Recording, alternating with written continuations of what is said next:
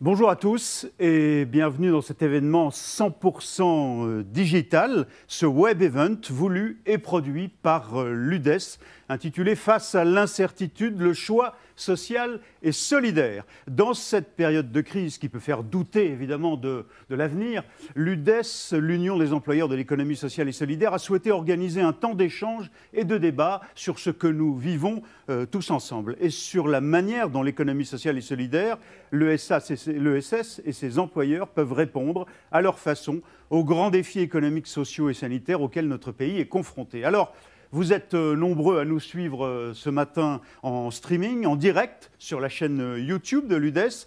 Vous allez pouvoir intervenir tout au long de la matinée grâce à la plateforme Klaxoon. Je vais y revenir dans un instant.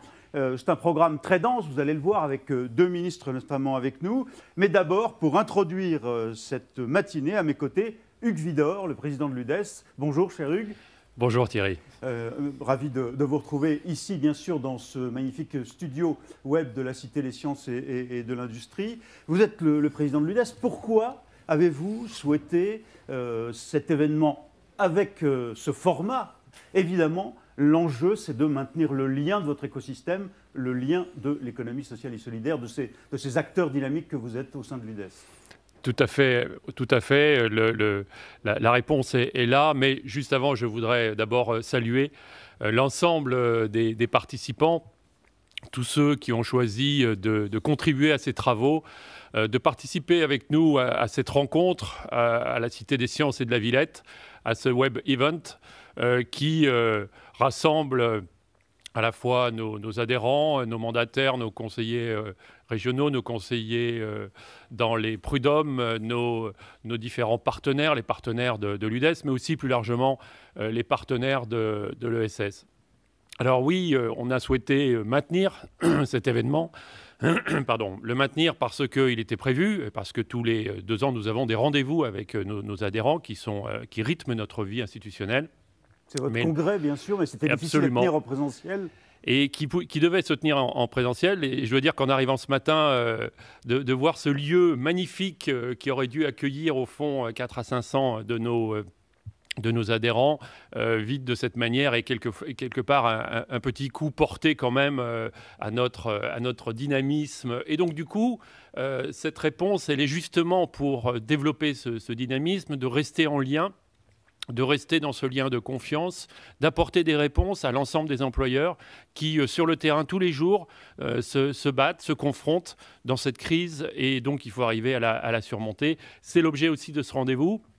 C'est de faire réseau et de se retrouver autour d'une forme de projet UDES partagé. Alors, faire réseau, évidemment, un petit coup au dynamisme. On va le voir, peut-être pas, mais en tout cas, pas au moral, parce qu'on est là avec bien l'intention de vous faire participer, je le disais, et notamment avec vos commentaires, vos réactions. Dans un instant, je vous donnerai la façon de le faire, évidemment. Mais venons-en aux enjeux de fond, aux sujets que vous voudriez qu'on traite ce matin. Évidemment, au cœur de la crise, il s'agit de l'efficacité opérationnelle de tous les membres de l'UDES et de l'emploi, bien entendu.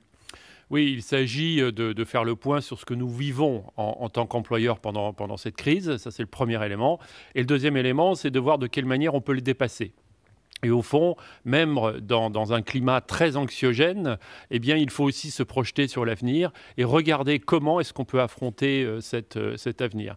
Avec un programme, comme vous l'avez dit, qui est charpenté, qui est solide, notamment avec la participation de 2 ministres, Madame Olivia Grégoire, secrétaire d'État à l'économie sociale et solidaire, qui nous... ministre de tutelle. Qui notre ministre de tutelle pour une partie, puisque notre ministre de tutelle est surtout la ministre du Travail. Mais nous sommes de partie prenante de l'économie sociale. Et nous avons eu, par exemple, tout au long de la crise, et en particulier en décembre, des réunions toutes les semaines avec Madame Grégoire pour justement jouer ce rôle d'interface entre les problématiques des adhérents et la politique du gouvernement. Donc c'est pour nous une référence. Et Brigitte Klinkert, la ministre de l'Insertion. Absolument, Brigitte Klinkert, ministre de l'Insertion, qui nous fait le plaisir et l'honneur de nous rejoindre ce matin à l'occasion de la première table ronde que nous avions d'ailleurs rencontrée en décembre pour faire le point sur tout ce qui concerne les mesures autour de l'IAE et de l'emploi. Et donc, c'est deux témoignages forts de la présence du gouvernement à nos côtés, dans un moment difficile pour l'ensemble des acteurs, dont les employeurs de l'économie sociale. Et donc, on va regarder quelles sont les implications sociétales aussi avec Jean Viard. Nous allons analyser les conséquences économiques en matière d'emploi lors de la première table ronde, les impacts sur la cohésion sociale et territoriale à l'occasion de la deuxième table ronde, et enfin se projeter sur un futur plus ou moins proche avec la participation de jeunes entrepreneurs de l'ESS, puisque l'avenir, il est là. Et au fond, le vivier de l'ESS, c'est la promesse qu'on va faire aux jeunes, et c'est la manière dont les jeunes vont rencontrer la promesse de l'ESS. Il fallait que les jeunes témoignent dans le cadre de cette manifestation pour apporter justement ce dynamisme, cet espoir et construire et co-construire l'avenir dont on a besoin. Alors deux grands élus, Renaud Muselier, le président de Région de France, la vice-présidente du département de la Moselle pour représenter l'ADF, mais aussi deux grands syndicalistes, Laurent Berger, le patron de la CFDT, Jérôme Voll, le vice-président de la FNSEA, et puis Gilles de Margerie, le commissaire général de France Stratégie, et puis les jeunes pousses dont vous parliez, Manuela Pinto et vous-même de l'UDES.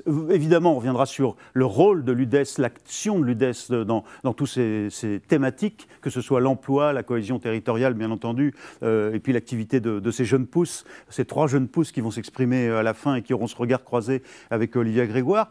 Un mot tout de même de ceux qui ont permis que se réalise, même si ce n'est pas le congrès, mais ce web event, une nouvelle manière, vos partenaires. Oui, un mot sur nos partenaires parce qu'ils ont été indispensables à la création et à la conception de cet événement. Je vais les citer. Aesio Mutuel, AG2R La Mondiale, Apicil, Corum, le Crédit Coopératif, la Fédération Nationale des Caisses d'Épargne, Expertise et Conseil, la Massif et le CIRP. Comme on le voit, l'UDES n'est pas toute seule dans cette dynamique pour se confronter à l'avenir. Alors, merci.